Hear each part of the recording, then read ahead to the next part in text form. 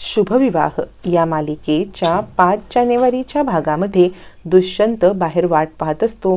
कधी एकदा भूमी येते आणि तिला मी सांगितलेली नोकरी मिळाल्यामुळे कदाचित आनंदाने धावत धावत येऊन माझा हात हातात घेईल आणि मला खूप आता एकदम तिचा प्रेमळ स्पर्श मिळेल असं आता मनात मांडे घालत दुष्यंत वाट पाहत असतो. दुष्यंत इकडे वाट पाहत असतानाच त्याच्यासमोर अगदी आता भूमी यायच्या ऐवजी एक वेगळीच मुलगी येऊन उभी राहते आणि दुष्यंत गडबडतो. दुष्यंत विचार करतो, ही आणि इथे कशी काय आली असा विचार करत तो आता त्या मुलीपासून लपत असतो. आणि त्याच वेळेला संकेत साळुंके इकडेच राहतात का, संकेत साळुंके इकडेच राहतात का असं म्हणत ती मुलगी पत्ता शोधायला लागते. त्याच वेळेला आता मात्र दुष्यंत लपतो, म्हणजे ॲक्च्युली त्याचं नाव संकेत असतं, पण तो कुणापासून तरी आपलं नाव लपवून तिकडून पळत असतो. मग ती मुलगी सगळीकडे चौकशी करत असते आणि दुष्यंत लपलेला असतो. नेमकं हे सगळं आकाश पाहतो काहीतरी गडबड आहे, म्हणजे या सगळ्यामध्ये हा दुष्यंत कुणापासून तरी लपतोय हे कळतं. आणि ही मुलगी संकेत साळुंके पाहिलात का विचारते. मग आकाश त्याच्या जवळ जातो आणि ओ काका, तुम्ही कुणापासून लपताय? त्या ताईंना पाहून तुम्ही लपलात ना असं त्याला प्रश्न विचारतो. तोपर्यंत ती मुलगी निघून गेलेली असते. इकडे कलाचे बाबा झोपले असताना त्यांचं फिंगरप्रिंट मोबाईलला लावून मुद्दाम नीलांबरी मोबाईल ओपन करते आणि त्यांच्याकडून भूमी 1 आणि भूमी 2 असे 2 नंबर घेते. ॲक्च्युली आता इकडे भूमीचे बाबा नाटकच करत असतात झोपेचं. त्यांना सगळा नीलांबरीचा प्रकार माहिती असतो. नीलांबरी 1-2 नंबर घेते भूमीचे जे सेव्ह असतात ते, आणि दोन्ही नंबर ताबडतोब पौर्णिमाला पाठवते आणि खुश होऊन तो मोबाईल ठेवते. इकडे पौर्णिमाला ताबडतोब नंबर मिळाल्यावरती पौर्णिमा भलतीच खुश होते आणि आता आईने माझं अचूक काम केलं म्हणून ताबडतोब नंबर देऊन अभिजितला देते आणि म्हणते, बघितलं आईने किती मोठं काम केलं. यावरती टोमणा मारत रागिणी म्हणते, हो ग हो, म्हणजे दुसऱ्याच्या पैशावरती नजर ठेवायची, लाळघोटेपणा करायचा, यापेक्षा तुझ्या आईने खूप मोठं काम केलं बरं. यावरती अभिजित म्हणतो, हो हो, त्यातलंच एक हिडन टॅलेंट असेल हे सुद्धा हिडन टॅलेंट आहे, दुसऱ्याचा मोबाईल उघडून त्याच्यामधून हे सगळं चोरणं असं म्हणत अभिजित सुद्धा आता मात्र टोमणा मारतो. त्यानंतर आता लगेचच रागिणी सांगते, एक काम कर बरं, पटकन तू फोन लाव म्हटल्यावरती अभिजित त्या नंबरला कॉल लावतो. त्या नंबरला कॉल लावल्यावरती त्याची रिंगटोन काहीतरी भयानकच ऐकू येते. रागिणी म्हणते, हे काय आहे, आणि फोन उचलून तिकडून कोणीतरी माणूस शेरोशायरी करायला लागतो. आता मात्र भूमीच्या बाबांनी अचूक यांचा डाव फसवण्यासाठी नंबर वेगळाच भूमीचा सेव्ह करत भूमीच्या नावाचे वेगळेच नंबर सेव्ह केलेले असतात. आता मात्र इकडे अभिजित म्हणतो, आकाश कसा आहे, भूमी किधर है. यावरती त्याला शेरोशायरीमध्ये काहीतरी उत्तर येतं. रागिणी म्हणते, कट करतो फोन, रॉंग नंबर आहे, एवढं पण साधं तुला कळत नाही का असं म्हणत रागिणी चिडते आणि फोन कट करतो. दोन्ही नंबर लावल्यावरती दोन्हीही नंबर चुकीचे आहेत हे समजल्यावरती दोघंही जण खूप चिडतात. पौर्णिमाला म्हणतात, काय तुझ्या आईचं हे काम. तोपर्यंत इकडे आकाश सांगत असतो, ओ काका, मी पाहिले तुम्हाला, त्या ताईला पाहून तुम्ही लपलात ना. यावरती दुष्यंत सांगतो, नाही कोण ताई, मी नाही कोणाला बघून लपलो, मला ना कुत्र्यांची फार भीती वाटते म्हणून कुत्रे इकडे येईन म्हणून मी लपलो. आकाश म्हणतो, नाही मी पाहिलं ना, त्या ताई आल्यावरती तुम्ही किती वेळ तरी इकडे लपून होतात. त्या ताई ज्या वेळेला गेला ना तेव्हाच तुम्ही इथून बाहेर पडलात, खोटं नका बोलू, मी पाहिलंय तुम्हाला असं म्हणत आकाश दुष्यंतला चांगलाच दम देतो. तितक्यात तिथे भूमी येते. भूमी आल्यावरती आकाश म्हणतो, सायकल राणी तू आलीस का. भूमी म्हणते, मी आले, पण तुझ्यावरती खूप रागवले मी आकाश, म्हणजे इतका वेळ पण तू थांबू शकला नाहीस का माझ्यासाठी. मी तुझी वाट पाहत होते ना, तिकडे माझी ऑफिस सुटल्यावरती तुला भेटायला मी आले होते, पण तू निघून आलास, इतकं काय रे घाईचं काम होतं. आकाश म्हणतो, सायकल राणी तू चिडू नकोस ना, माझं म्हणणं ऐकून तरी घे. भूमी म्हणते, नाही आकाश, तुझं हे वागणं मला पटलेलंच नाही आहे. यावरती आकाश म्हणतो, मी तुला सांगणार आहे, मी कुठे गेलो होतो हे तुला मी सांगतो, पण ना इथे नको.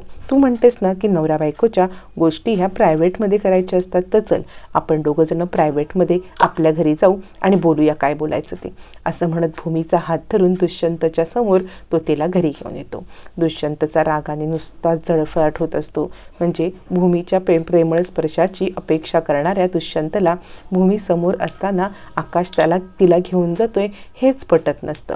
आकाश भूमीला घेऊन जातो, दुष्यंत रागारागात पाहतच बसतो. आणि मनामध्ये आकाशवरती खूप चिडतो. चिडलेली पौर्णिमा आता इकडे ताबडतोब येते आणि म्हणते, काय चाललंय हे तुझं आई? म्हणजे तू दोन्ही मला रॉंग नंबर दिले होतेस आणि कसे काय हे रॉंग नंबर तू देऊ शकलीस ग मला? मला तर कळत नाही काय चाललंय ते. यावरती आता इकडे नीलांबरी म्हणते, अगं असं काय करतेस? मी तर तुला व्यवस्थितच नंबर दिले होते. त्यावरती पौर्णिमा म्हणते, आई ते दोन्ही नंबर रॉंग नंबर होते. नीलांबरी म्हणते, असं कसं होईल? अगं तुझ्या बाबांच्या मोबाईलमधून मी नंबर काढून दिले होते, ते नंबर चुकीचे कसं बरं असू शकतील? यावरती पौर्णिमा म्हणते, हो रॉंग नंबर होता. रॉंग नंबर हा शब्द ऐकून आता तिथे माधवराव येतात. माधवराव म्हणतात, काय रॉंग नंबर होता का तो? याच्यावरती नीलांबरी म्हणते, हो हो, आत्ताचा हा नंबर ना रॉंग नंबर होता. माधवराव म्हणतात, तुझी सगळी कारस्थानं मला कळतायत बरं का. म्हणजे मी फक्त झोपेचं सोंग घेतलेलं असतं. झोपलो काही नव्हतो मी सगळं ऐकत होतो. तू माझ्याकडे आलीस, माझा फिंगरप्रिंट घेतलास, ते ओपन केलंस, त्याच्यामधून भूमीचे नंबर घेतलेस, सगळं सगळं मला माहिती आहे. मग मात्र नीलांबरी हादरते. ती विचार करते, अरे देवा, म्हणजे हा माणूस नाटक करत होता तर. नीलांबरीची चोरी त्यांनी रंगे हात पकडलेली असते. नीलांबरीने जेव्हा फिंगरप्रिंट घेतलेले असतात ते जागेच असतात. माधवराव म्हणतात, तुमचं भूमीविरुद्ध काहीतरी कारस्थान चाललंय एवढं मला नक्की कळतंय. बोल, माझ्या ह्याच्यातून भूमीचे नंबर का बरं घेतले होतेस तू? नीलांबरी म्हणते, नाही नाही, मी का नंबर घेईन? माधवराव म्हणतात, अगं तुला भूमीचाच नंबर पाहिजे ना, हा घे नंबर, मी तुला फिंगर लॉक काढून देतो, तू नंबर शोध. असं म्हणत ते मोबाईल देतात. नीलांबरी लाजते आणि तो मोबाईल ठेवून तसाच जाते. माधवराव विचार करतात, नाही नाही, या सगळ्यामध्ये काहीतरी गडबड आहे. कारण ज्या वेळेला मला भूमीने सांगितलं की बाबा माझा नंबर कोणाला देऊ नका, त्याच वेळेला मला संशय आला होता. आणि ज्या पद्धतीने नीलांबरीने आत्ता चोरून नंबर घेण्याचा प्रयत्न केला, त्या पद्धतीने मला समजलेलं आहे काहीतरी यांच्यामध्ये शिजतंय जे मला कळत नाही आहे. पण भूमीला आधीपासूनच यांचं हे कारस्थान समजलं असेल का? नक्की काय सत्य असेल? भूमी माझ्यापासून काहीतरी लपवते. इकडे आकाशवरती रागवलेली भूमी घरी येते आणि म्हणते, असं कोणी करतं का? म्हणजे तुझं काय चाललंय आकाश? तिथे मी तुझी वाट पाहत थांबते तर तू आधीच निघून येतोस. मला तुझं हे वागणं आवडलंच नाही. तू काहीही कारणं देऊ नकोस हं. तू हल्ली कारणं देण्यामध्ये एक्सपर्ट झालेस. यावरती आकाश म्हणतो, सायकल राणी अगं ऐक ना. भूमी म्हणते, मला काही ऐकायचं नाही आहे. आकाश म्हणतो, अगं ऐक तरी, म्हणजे ना तू रागवलीस माझ्यावरती ना काल, मी सॉरी म्हटलो, पण आज मी तुला गजरा घेऊन आलो. अगं तुझ्यासाठी खास गजरा आणायचा होता, तुला सरप्राईज द्यायचं होतं म्हणून तुझ्या आधी निघालो आणि गजरा घेऊन आलो. भूमी म्हणते, आकाश काय बोलतोयस तू? माझ्यासाठी गजरा आणायला तुला सुचलं तरी कसं? आकाश म्हणतो, सायकल राणी माझे बाबा आहेत ना, कधी कधी माझ्या आईसाठी असा गजरा आणायची आणि नवऱ्याने बायकोसाठी असं काहीतरी करायचं असतं. यावरती भूमी म्हणते, तुला एवढंच फक्त माहिती का की नवऱ्याने बायकोला गजरा आणून द्यायचा, पण नवऱ्याने तोच गजरा केसात माळायचा असतो हे नाही तुला माहिती? त्यावेळेला आकाश म्हणतो, सायकल राणी तुला एक गोष्ट सांगू का? ज्या वेळेला मी तुझ्यासाठी काही गोष्टी आणतो तेव्हा तुझा गाल लाल का होतो? यावरती आता भूमी अधिकच लाजते. आकाश म्हणतो, हे बघ तुझे गाल एकदम गुलाबी गुलाबी झाले. भूमी म्हणते, आकाश तुझं काहीही असतं हा, काही नाही गुलाबी वगैरे गाल. यावरती आकाश म्हणतो, सायकल राणी हे बघ, मी न तुझ्या केसामध्ये गजरा माळून देतो. मग आकाश भूमीच्या केसामध्ये छानपैकी गजरा माळतो. दोघंजण एकमेकांसोबतचे क्षण एन्जॉय करत असतात. छानपैकी आरशात बघत आकाश भूमीच्या केसामध्ये गजरा माळतो आणि भूमी हे एकदम क्षण डोळ्यामध्ये साठवून घेत असते. दोघांच्या प्रेमाचं खऱ्या अर्थाने सुरुवात झालेली असते. आकाशला आपण भूमीसाठी काहीतरी करावं हे वाटत असतं. मग आकाश भूमीला मिठी मारतो आणि आता दोघंजण एकमेकांच्या मिठीत असतात. पण दुष्यंत मास्तरच्या या दोघांवरती वाईट नजर असते. दोघांच्या संसारामध्ये दुष्यंत मास्तरची वाईट नजर असतानाच आकाश दुष्यंत मास्तरला एक्सपोज करणार असतो. भूमीचे पाय दुखत असतात म्हणून भूमीने आता पाण्यामध्ये मीठ टाकून गरम पाण्यात पाय सोडून बसलेली असताना आकाश म्हणतो, सायकल राणी हे काय करतेस? भूमी सांगते, कधीतरी पाय दुखतात ना तर गरम पाण्यामध्ये मी पाय टाकून बसते. यावरती आकाश म्हणतो, सायकल राणी थांब, तुझे पाय पुसण्यासाठी मी बाहेरून ना फडकं आणून देतो. यावरती भूमी सांगते, आकाश ठीक आहे तू आण जा. मग आकाश ज्या वेळेला फडकं आणायला बाहेर येतो ना त्यावेळेला त्याला ती सकाळी दिसलेली बाई जी संकेत साळुंके यांना शोधायला आलेली असते त्या बाईसोबत दुष्यंत भांडण करताना दिसतो.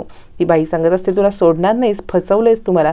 दुष्यंत सांगतो, तुझ्यासारख्या 100 मुलींना मी असं वटणीवर आणले, तू नको हं मला सांगू, असं म्हणत तो त्या मुलीचा हात धरतो, तिला रूममध्ये नेतो, तिला जबरदस्ती धमकावत असतो आणि आकाश हे सगळं पाहतो. आकाश पाहतो आणि आकाश त्याचा पाठलाग करतो.